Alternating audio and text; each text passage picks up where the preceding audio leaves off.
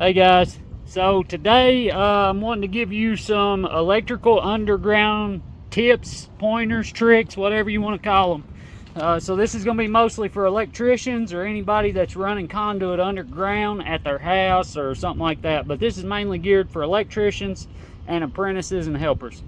So as you can see right there, I've got two rigid 90s and a PVC 90. Now why would I not just use all of one kind? Okay, there I've got two rigid 90s, and then if you can see right down there, I got two PVC 90s.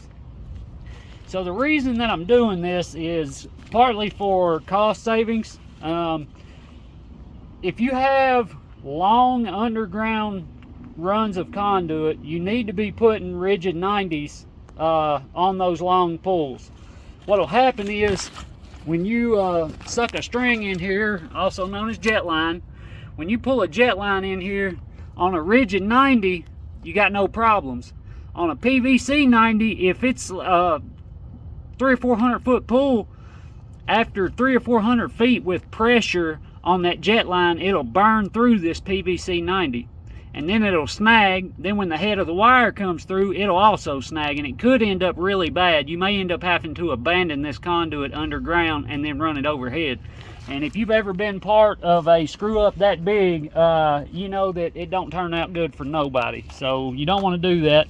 So use rigid 90s on your long runs, but don't overkill it. If you don't need rigid 90s, don't use them. I mean, it's that simple.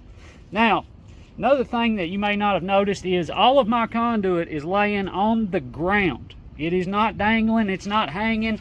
I don't have it 4 foot up in the air. I've got it all the way on the ground. And a lot of electricians mess up here. This is in what's called a pour back area. And in a pour back area, as you can see here, I've got concrete on one side and dirt on the other. What'll happen is, up here on the pad, this is the building pad, they will pour their concrete, and then there'll be a strip around the edge of the building that's not poured. That's called a pour back, and it looks like this right here.